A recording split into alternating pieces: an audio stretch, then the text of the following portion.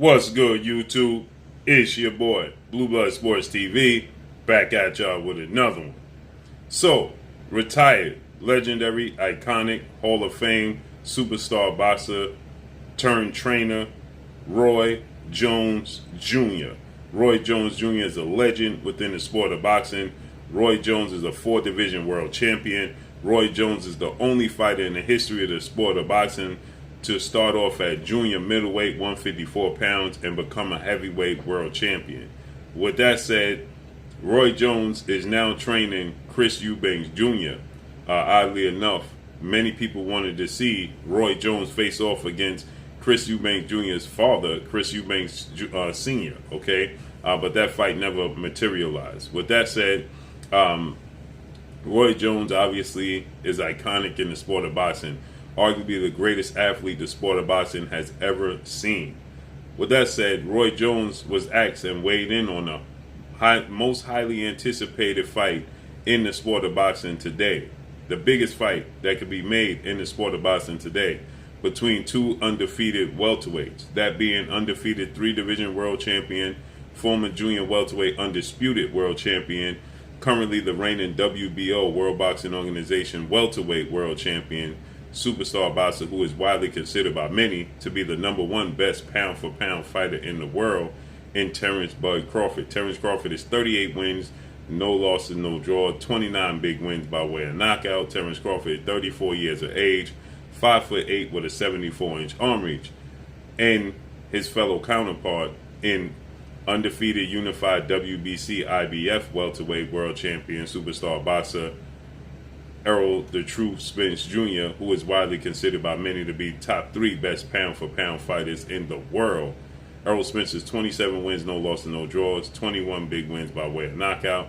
He is 5'9.5" with a 72-inch arm reach at 31 years of age. Now, Errol Spence, he's set to going into a unification, massive showdown with Cuban star boxer who is currently the WBA, World Boxing Association welterweight super champion, Yordenis Ugas. Yordenis Ugas is 27 wins, 4 losses, no draws, 12 wins by way of knockout. He is 35 years of age, 5'9.5" with a 69-inch arm reach. That's scheduled to take place April 16th in Arlington, Texas, AT&T Dallas Cowboys Stadium. With that said, the biggest fight to be made is Errol Spence versus Terence Crawford. Now, if Errol Spence is victorious, as many people and the odds makers believe he will be against Yordenis Ugas April 16th, then Terence Crawford versus Errol Spence will be for a massive, undisputed showdown. Not only is it already the biggest fight in the sport of boxing currently today, but it just gets heightened, okay, with it being for undisputed. So with that said, Roy Jones was asked about the fight, and he gave his opinions on the fight, and essentially Roy Jones said he's fatigued of the saga of the going back and forth, and he truly just wished the fight gets made already. But as far as the prediction and breakdown, he stated that he didn't want to make a pick, but he surely alluded to Terence Crawford winning the fight by how Roy Jones described both fighters. Okay, so he described Terence Crawford as having fighting the best opposition between the two, and he stated that Errol Spence Jr. still needs to prove himself. That Errol Spence Jr. still has some things he needs to accomplish to prove that he's back, for one, after suffering that horrific car accident October 10th, just 12 days after unifying the titles against 2-time welterweight world champion superstar boxer Showtime Shawn Porter September 28th of 2019. And then Errol Spence was heading into a massive showdown with legendary, iconic 8-division world champion Filipino superstar boxer Manny "Pac-Man" Pacquiao. That was scheduled to take place August 21st, but Errol Spence suffered a broken detached retina, which saw Yordenis Ugas replacing Errol Spence and beating Manny Pacquiao via unanimous decision pretty handily, okay? And so Roy Jones is saying that Errol Spence has a lot to prove, but Roy Jones is pointing to their resume, and he's stating that all you got to do is look at the resume, and that tells you a lot, because Terence Crawford is fighting a better opposition. Now, Roy Jones has uttered these same words and statements before in the past, And now he's doubling down, and he's stating that, Errol Spence has to prove himself coming back from the eye injury in the car accident, and you don't know what you're going to get. And Terence Crawford is more versatile. Terence Crawford is more wiry frame. Terence Crawford switched from southpaw to orthodox. So you can get the idea that Terence Crawford is more versatile than Errol Spence Jr.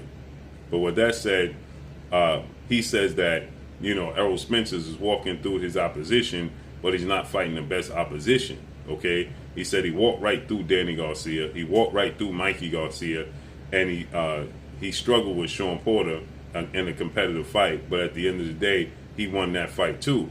But then he stated, you saw the way Terence Crawford handled Sean Porter in his last fight. And so he said that, that could be telltale signs.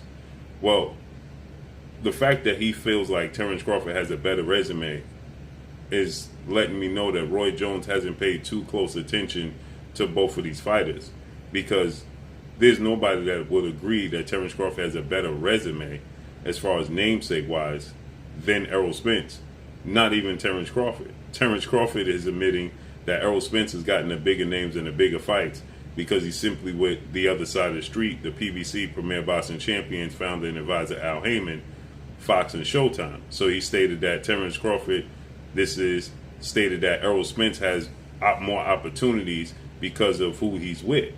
So for Roy Jones, Terence Crawford's team Terence Crawford don't even believe that he fought the better opposition because of opportunity. Okay, but yet Roy Jones is feeling like he fought the better opposition. But Terence Crawford's biggest name on his resume today is Sean Porter, who Errol Spence beat in 2019.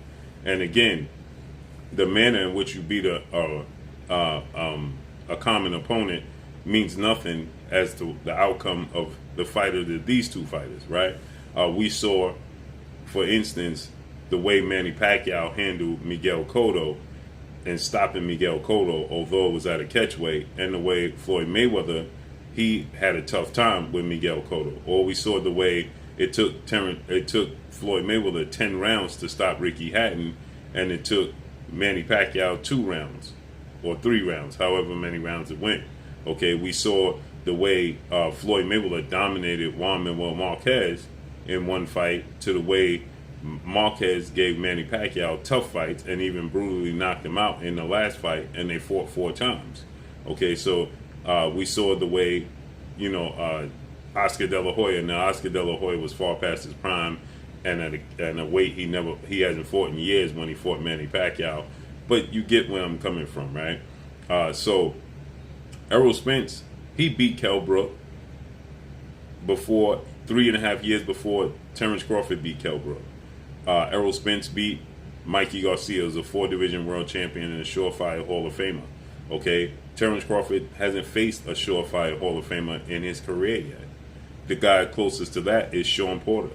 Mikey Garcia is the closest, is a surefire Hall of Famer. Okay, then Danny Garcia, 2-division world champion Puerto Rican superstar boxer who beat some of the best fighters in the world and just outright fought the best fighters in the world. And Errol Spence, like Roy Jones said, walked right through Danny Garcia. Well, Terence Crawford hasn't fought a guy on his resume the level of Danny Garcia. Okay, now Terence Crawford has fought the likes of Victor Postal in the unification bout. Good fighter, and I take nothing away from that fight.